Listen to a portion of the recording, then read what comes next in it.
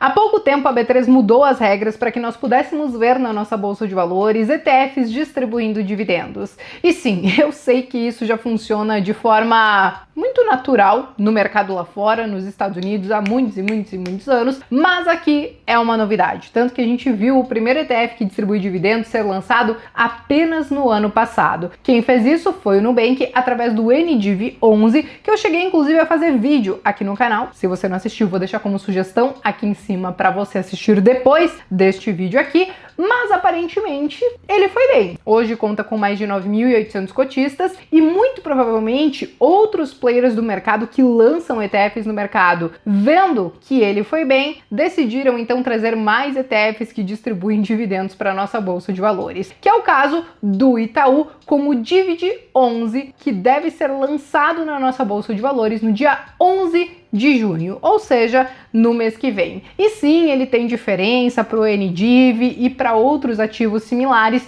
e é por isso que eu tô fazendo esse vídeo de hoje, para trazer as principais características deste ETF e principalmente se vale a pena ou não investir nele quando comparamos com outros ativos similares. Então me acompanhe até o final do vídeo, já deixem um like de vocês, se inscrevam aqui no canal e cliquem no sininho porque tem conteúdo novo toda semana, mas acima de tudo isso, né, gente, quando vocês fazem esse combo de se inscrever, deixar o like, clicar no sininho e colocar qualquer comentário que contribua aqui com o nosso conteúdo, o YouTube entende que esse conteúdo aqui está sendo valioso e ele entrega para mais e mais pessoas. E essa é a minha missão, né? Chegar a mais pessoas com conteúdo de finanças, de economia, de investimentos, porque nós sabemos o quão importante é isso para as nossas vidas. Mas vamos lá, gente. Vamos falar então do Divid11. Esse vai ser o ticker que nós poderemos negociar na Bolsa de Valores. Ele deve ser lançado no dia 11/6 de 2024, com o valor de R$50 e taxa de administração de 0,5%. Cabe ressaltar que os ETFs na nossa bolsa de valores, eles são negociados de 1 em 1. Então, a partir de R$50, você já vai conseguir fazer essa negociação. Essa taxa de 0,5%, ela é igual à do NDIV11, né, que é o ETF que distribui dividendos do Nubank, e é muito parecida também com outros ETFs de dividendos que nós temos aqui na nossa bolsa de valores. Então não é nada fora do normal. A questão é, qual é a principal diferença, por exemplo, para o NDIV, né, que é o ETF do Nubank? Justamente a composição. E isso por quê? Porque o Divid11, que é o ETF do Itaú que vai ser lançado, ele vai seguir o IDIV, que é o Índice de Dividendos. O IDIV é um velho conhecido de boa parte dos investidores, porque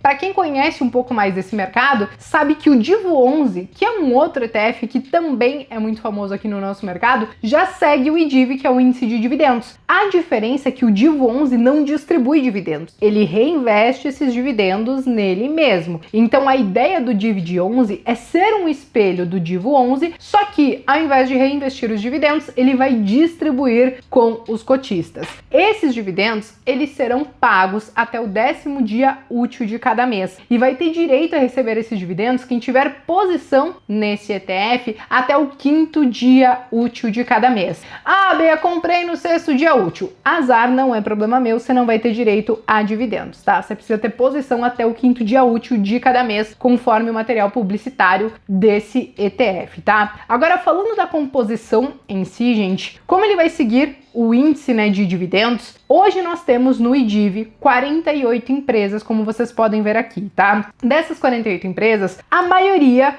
faz parte do setor de energia, de finanças, de materiais básicos e de utilities, né? As principais posições hoje desse IDIV Engie, JBS, temos BB Seguridade, Banco do Brasil, Vale, Petrobras, Gerdau, dentre estas outras que vocês estão vendo aqui na tela. Cabe ressaltar que essa composição, ela pode ser mudada a cada quadrimestre e existem alguns critérios para as empresas serem selecionadas, desde constância no pagamento desses dividendos, de, claro, ter ali um dividend yield interessante, não ser uma penny stock e tudo mais. Mas essa composição hoje é dessa forma que está aqui, que vocês estão vendo, tá? Aí, falando sobre essa questão, então, dos dividendos, eu falei do dividend yield, aqui a gente vai entrar num ponto que eu acho que é o calcanhar de Aquiles da maioria dos ETFs que distribuem dividendos, tá? Por quê? Para você ganhar dinheiro com esse tipo de ativo, pode ser através dos dividendos ou então através da valorização da cota daquele ETF. Só que os dividendos desses ETFs, hoje eles têm incidência de 15% de imposto de renda.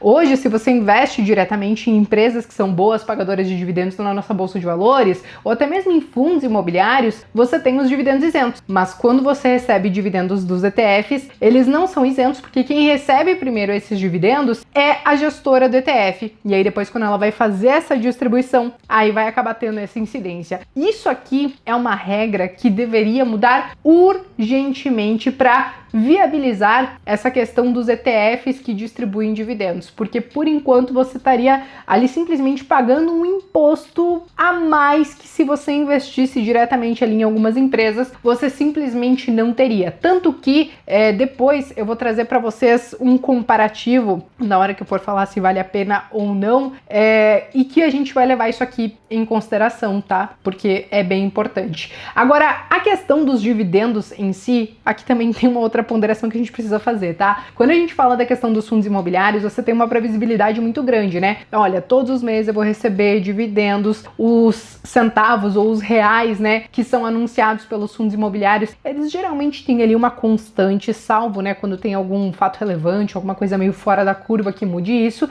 E quando a gente fala de empresas, é diferente, porque são pouquíssimas as empresas que distribuem dividendos mensais aqui na nossa bolsa de valores. E então quando a gente pega aqui esse IDIV, né, que o DIVID 11 vai acabar seguindo, tem 48 empresas, e essas 48 empresas, algumas vão pagar mês sim, mês não, outras vão pagar todo mês, outras vão pagar 2 vezes por ano. Então terão meses que você receberá mais dividendos e outros que você receberá um pouco menos de dividendos. Agora, o quanto de dividendos? Aqui eu vou trazer o que eles colocaram lá no material no site do Itaú, mas aqui eu já faço um grande disclaimer, tá? Rentabilidade passada não é garantia de rentabilidade futura. Eles trouxeram, como vocês estão vendo, a performance, então, do DIVO 11, que é um dos ETFs, né, que seguem o IDIV, mas que investem os dividendos nele mesmo, e ele teve uma performance aí de 114% desde 2018 até agora, o que dá uma rentabilidade média aí de 12,3% ao ano, ficando inclusive acima do IBOV, do índice de Small Caps e até mesmo do IMAB, que é um índice de renda fixa aqui na nossa bolsa de valores, tá?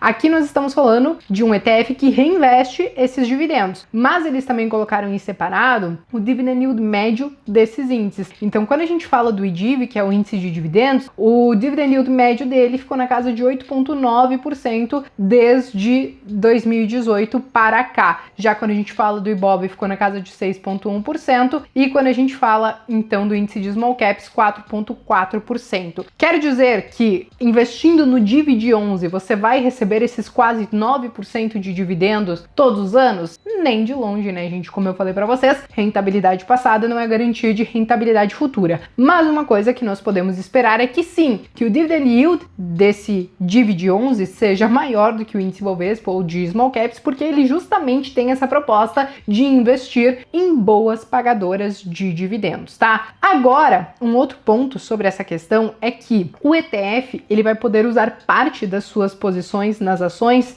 para colocar para aluguel. Então eles vão ter essa receita com o aluguel dessas ações, vão poder unir com os dividendos e aí fazer essa distribuição no final, o que pode talvez incrementar um pouquinho mais os dividendos, mas também não é nada absurdo, tá? E aí só a critério de comparação, falando do NDIV 11, que foi o primeiro ETF a distribuir dividendos aqui na B3, o dividend yield anualizado, né, nesses últimos 12 meses, considerando, não que ele tenha 12 meses, mas considerando se fosse esses 12 meses, ficaria na casa aí de 6,2%, tá? Então ele tem um índice próprio que ele acaba seguindo, diferente do DIVID 11, é por isso que a gente vê essa diferença.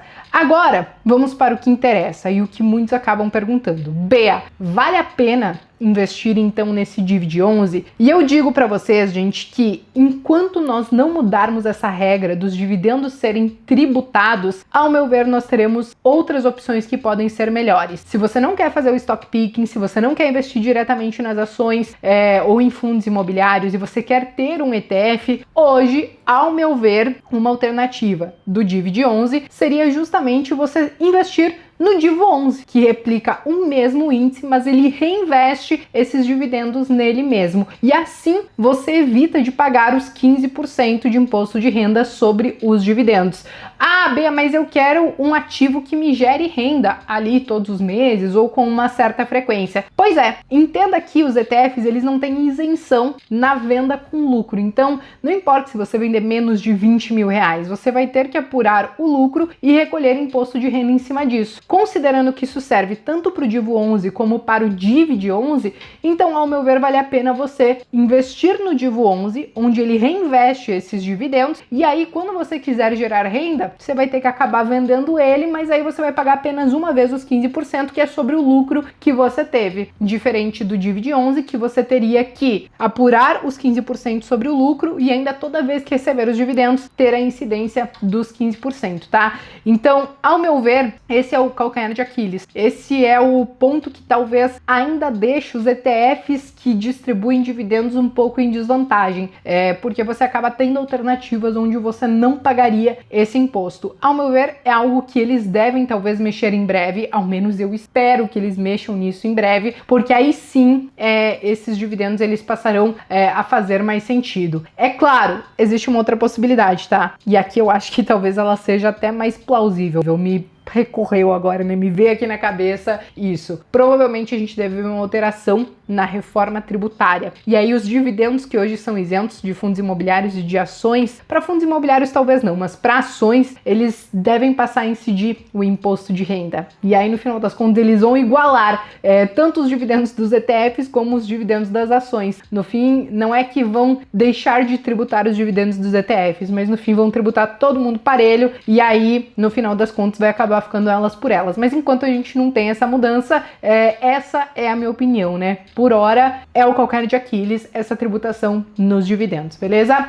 Bom, pessoal, acho que essas eram as principais informações que eu queria trazer sobre o tema. Qualquer dúvida, qualquer opinião que vocês tenham, podem escrever nos comentários que eu tô sempre atenta. Eu me despeço por aqui, mas vejo vocês então no próximo vídeo.